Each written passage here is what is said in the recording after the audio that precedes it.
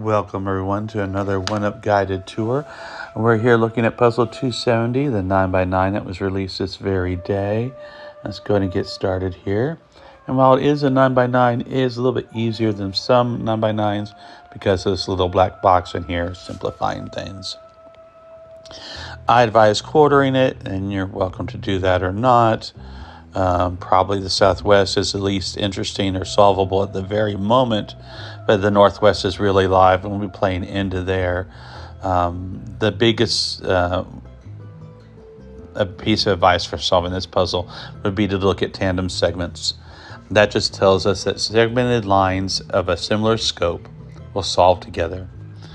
Like here, C1, C3, C5, C6, and C8 have a range of 2 to 6, but only one's in 2 and only one's in 6. For the most part, they overlap really well, and they will solve together both in the top part and the bottom part. And the same thing is true when you look at tandem rows like R1, R3, R4, R8, and R9. Those will also solve together. And with that, let's just go ahead and get started on this. We're given this 2 and 1 here, but more importantly, the 1, 2, 3, and 5 give us this 4. And we're going to continue working in tandem segments.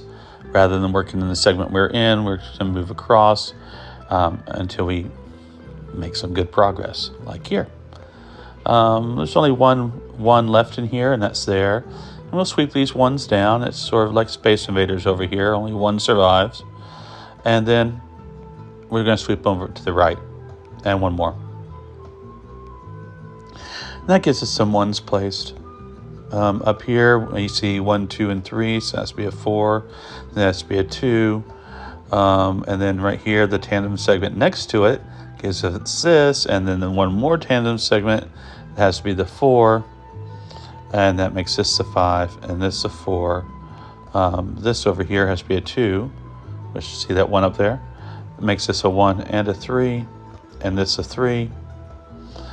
And we're going to continue on. We've done this one and this one, and it seems like there's another tandem segment over here. Oh, look, there's a 3, and there's a 4, and there's a 2, and a tandem segment over here. There's a 1, and there's a 2, and let's see, more tandem segments, I think. Let's see, it's 2 and 4 all the way up here. There's a 3. Now, I think we're at a point where we need to look at C6. C6 is a very important segment in this puzzle.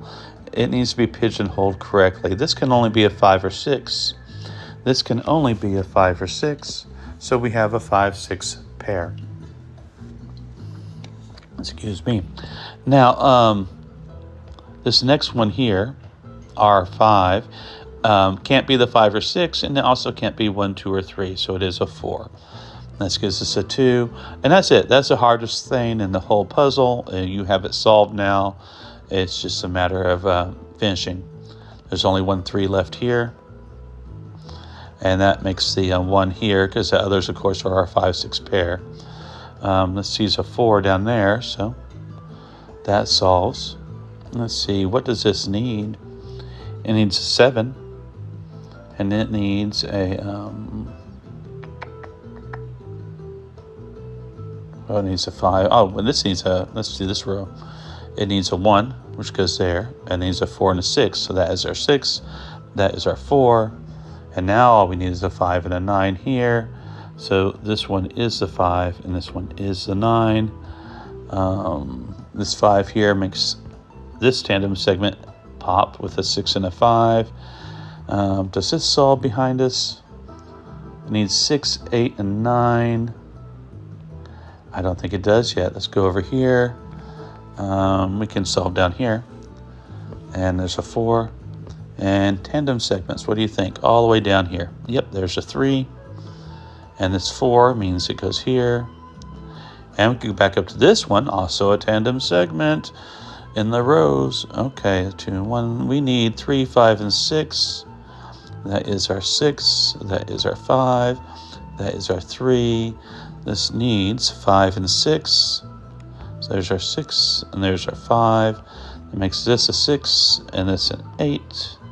That's going to make this an, what do we need? We need 9 and 8 there. We don't actually know that. Let's go up here.